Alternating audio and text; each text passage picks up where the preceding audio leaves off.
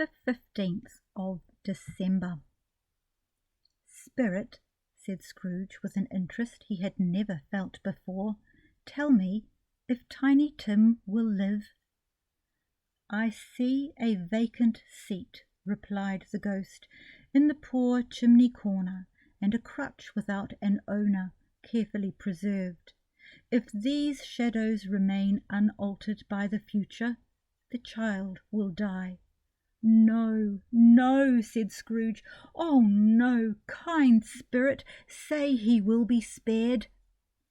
"If these shadows remain unaltered by the future, none other of my race," returned the ghost, "will find him here." "What then?" "If he be like to die, he had better do it, and decrease the surplus population."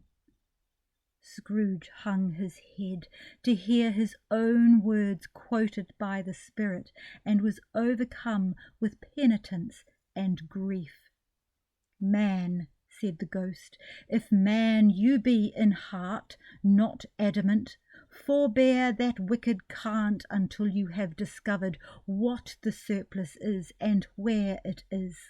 Will you decide what men shall live, what men shall die? It may be that in the sight of heaven you are more worthless and less fit to live than millions like this poor man's child. O God, to hear the insect on the leaf pronouncing on the too much life among his hungry brothers in the dust." Scrooge bent before the ghost's rebuke, and trembling cast his eyes upon the ground. But he raised them speedily on hearing his own name. "Mr. Scrooge," said Bob, "I give you Mr. Scrooge, the founder of the feast." "The founder of the feast, indeed!" cried Mrs. Cratchit, reddening. "I wish I had him here. I'd give him a piece of my mind to feast upon, and I hope he'd have a good appetite for it." "My dear," said Bob, "the children. Christmas Day." "It should be Christmas Day, I am sure," said she, "on which one drinks the health of such an odious, stingy, hard, unfeeling man as Mr. Scrooge. You know he is, Robert. Nobody knows it better than you do, poor fellow." "My dear," was Bob's mild answer, "Christmas Day." "I'll drink his health for your sake and the day's," said Mrs. Cratchit, "not for his. Long life to him, a Merry Christmas and a Happy New Year. He'll be very merry and very happy, I have no doubt." The children drank the toast after her. It was the first of their proceedings which had no heartiness in it. Tiny Tim drank it last of all, but he didn't care twopence for it. Scrooge was the ogre of the family. The mention of his name cast a dark shadow on the party, which was not dispelled for a full 5 minutes. After it had passed away, they were 10 times merrier than before, from the mere relief of Scrooge the Baleful being done with. Bob Cratchit told them how he had a situation in his eye for Master Peter, which would bring in, if obtained, full 5 and 6pence weekly.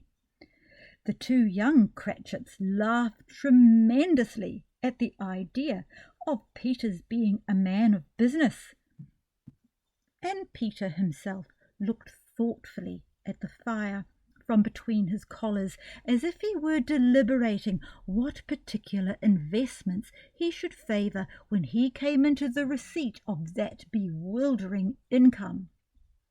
Martha, who was a poor apprentice at a milliner's, then told them what kind of work she had to do, and how many hours she worked at a stretch, and how she meant to lie abed tomorrow morning for a good long rest, tomorrow being a holiday she passed at home.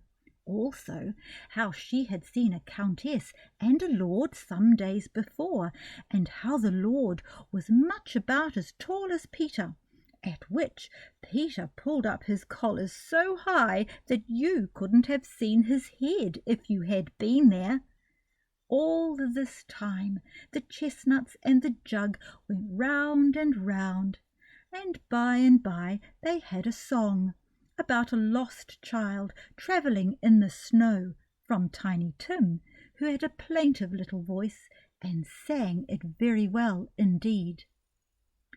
There was nothing of high mark in this. They were not a handsome family. They were not well dressed. Their shoes were far from being waterproof. Their clothes were scanty, and Peter might have known, and very likely did, the inside of a pawnbroker's. But they were happy, grateful, pleased with one another, and contented with the time. And when they faded, they looked happier yet in the bright sprinkling of the Spirit's torch at parting.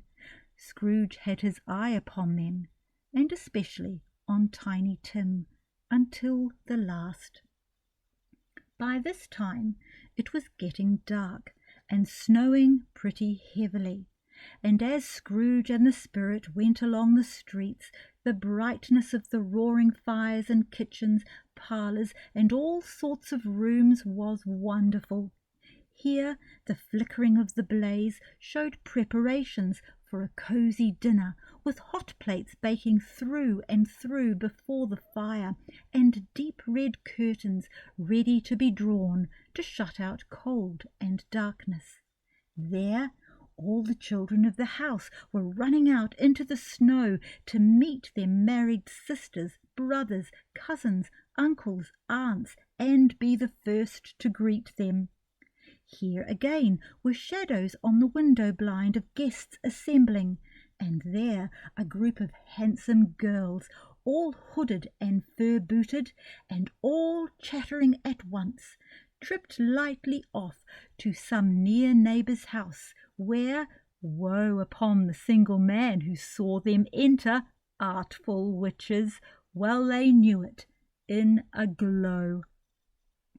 But if you had judged from the numbers of people on their way to friendly gatherings, you might have thought that no one was at home to give them welcome when they got there, instead of every house expecting company and piling up its fires half-chimney high. Blessings on it, how the ghost exulted! How it bared its breadth of breast, and opened its capacious palm, and floated on, outpouring with a generous hand its bright and harmless mirth on everything within its reach.